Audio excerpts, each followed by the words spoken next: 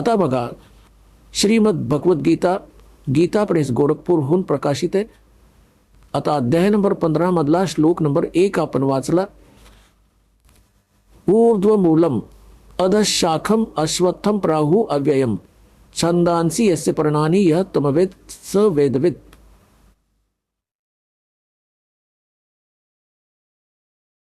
ऊर्ध्वमूलम म्हणजे वरती, आधी वरती ज्याचा मूळ आहे तो पूर्ण परमात्मा समजावा. खाली अधशाखम, खाली फांद्या आहेत.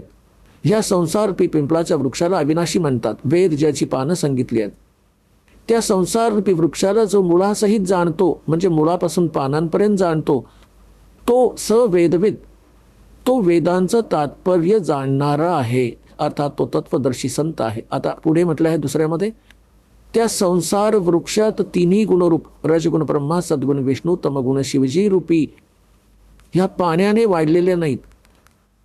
विषय प्रवाला शाखा, विषय वासनारूपी ह्या तिन्ही फांद्या आहेत. रजगुण ब्रह्म, सद्गुण विष्णू, तमगुण शिवजी खाली आणि वर, सगळीकडे नाही. अध म्हणजे खाली, ऊर्ध्व म्हणजे वर, खाली आणि वर पसरलेले आहेत.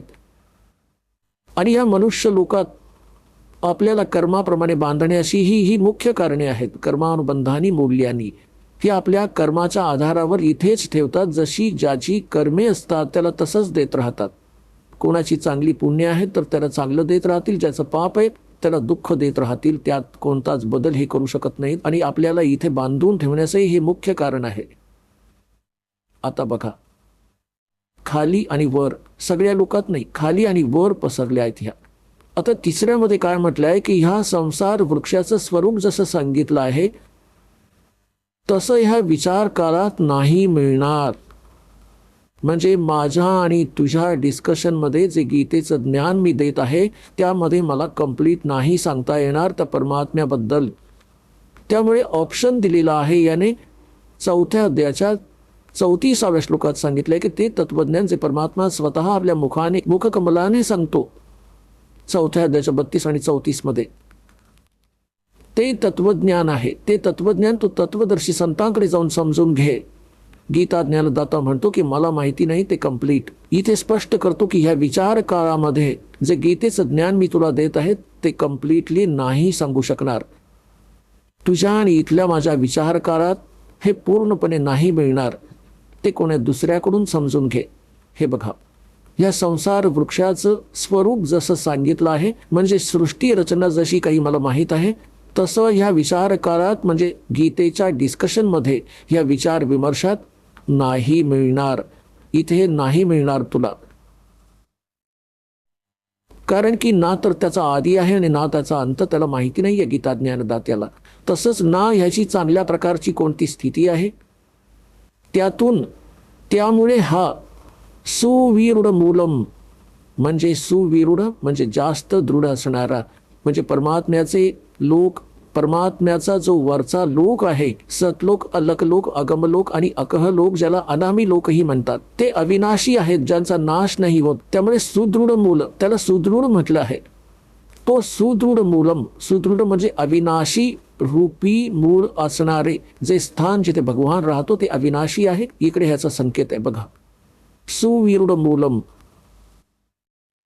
या अतिदृढ मूळ असणाऱ्या अश्वत्थम संसाररूपी पिंपळाच्या वृक्षाला दृढ यांनी काय केलं, असंग शस्त्रेण छित्वा, यांनी काय केलं, वैराग्य रूपी शस्त्राने तोडून. हे सांगायचं होतं, तत्वज्ञान रूपी शस्त्राने तोडून, म्हणजे ते तत्वज्ञान जे संत सांगेल, भगवानांनी सांगितलेलं तत्वज्ञान हा सांगतो, ते आहे तत्वज्ञान रूपी शस्त्र. त्या अज्ञान रूपी अडकलेल्या जाळ्याला या तत्वज्ञान रूपी शस्त्राने तोडून. त्यानंतर हा बघा 15व्या अध्यायाचा 4था श्लोक, गीता अध्याय नंबर 15 आणि श्लोक नंबर हा आहे 4. त्यानंतर त्या परमपद रूप परमेश्वराला चांगल्या प्रकारे शोधलं पाहिजे, ज्यामध्ये गेलेले पुरुष म्हणजे साधक पुन्हा परतून संसारात नाही येत, आणि ज्या परमेश्वराकडून पुरातन संसार वृक्षाची प्रवृत्ती विस्ताराला प्राप्त आहे, त्या आदी पुरुष आदि पुरुष नारायणाला मी शरण आहे. अशा प्रकारे दृढ निश्चय करून त्या परमेश्वराचं मनन आणि निधी ध्यासन केलं पाहिजे. प्रपद्य म्हणजे पूजा आहे, ह्यांना तर अडवणूक करण्याशीच मतलब होता. असं आहे की त्या परमात्म्याने ज्याने सर्व ब्रह्मांडांची रचना केली आहे, संसार रूपी वृक्ष ज्यामुळे विस्तार पावला आहे, म्हणजे ज्याने सगळ्यांची रचना केली आहे, तो परमात्मा आहे. गीता ज्ञान आपल्याहून वेगळं, गीता ज्ञानदाता आपल्यापेक्षा अन्य कुणा परमात्म्याविषयी सांगत आहे की त्याची पूजा केली पाहिजे. गीता अध्याय नंबर 18 मध्ये श्लोक नंबर 62 मध्ये स्पष्ट केलं आहे की सर्व भावाने तू त्या परमेश्वराला शरण जा, त्याच्या कृपेने तू परम शांती आणि सनातन परम धामाला प्राप्त होशील. आणि यात हे स्पष्ट केलंय की त्यानंतर तत्वदर्शी संत भेटल्यावर तत्व ज्ञानाद्वारे अज्ञान संपवून तोडून त्याच्यानंतर परमेश्वराच्या त्या परमपदाचा शोध घेतला पाहिजे, जिथे पोहोचल्यावर साधक पुन्हा परतून कधीच संसारात नाही येत. स्वतःविषयी गीता ज्ञानदाता 4थ्या अध्यायाच्या 5 आणि 9व्या श्लोकात, गीता 2ऱ्या अध्यायाच्या 12व्या श्लोकात, 10व्या अध्यायाच्या 2ऱ्या श्लोकात सांगतो की अर्जुन, तुझे आणि माझे बरेच जन्म झालेले आहेत, तू नाही जाणत, मी जाणतो. तेव्हा ह्यामुळे सिद्ध आहे की जरी आपण गीता ज्ञानदात्याची भक्ती केली तरी आपण परत जन्ममृत्यूमध्येच राहू. आपल्याला कंप्लीट मोक्ष नाही मिळणार, शाश्वत स्थान नाही मिळणार, आपल्याला परमशांती नाही मिळणार. ह्यासाठी तत्वदर्शी संतांचा शोध घ्यायला सांगितलं आहे. आणि आज तुम्हाला शोधलेलं तयार प्राप्त आहे. हा दास तो तत्वदर्शी संत आहे. सत्य तुमच्या पचनी परत नाही. आपण ऐकत होता जगद्गुरु तत्वदर्शी संत रामपालजी महाराज यांचे मंगल प्रवचन, ज्यांच्या शुभ आशीर्वादाने संपूर्ण विश्वामध्ये 500 पेक्षा जास्त नामदीक्षा केंद्र आहेत, जिथे निशुल्क नामदीक्षा दिली जाते. निशुल्क नामदीक्षा प्राप्त करण्यासाठी आणि अधिक माहितीसाठी संपर्क करा 7030303951 7030303952.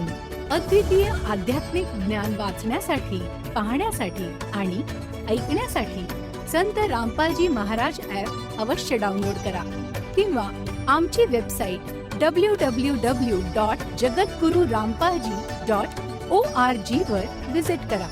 आम्हाला सोशल मीडियावर फॉलो करा. सर्व पवित्र धर्मांच्या पवित्र शास्त्रांवर आधारित प्रमाणित अनमोल पुस्तक ज्ञानगंगा किंवा जगण्याचा मार्ग यापैकी कोणतेही एक पुस्तक निशुल्क मागवण्यासाठी आपण आम्हाला आपले पूर्ण नाव, पूर्ण पत्ता, पिनकोड आणि फोन नंबर सह लिहून 7030303951 किंवा 7030303952 या नंबरवर SMS करू शकता किंवा 7030303950 या नंबरवर व्हॉट्सअप देखील करू शकता.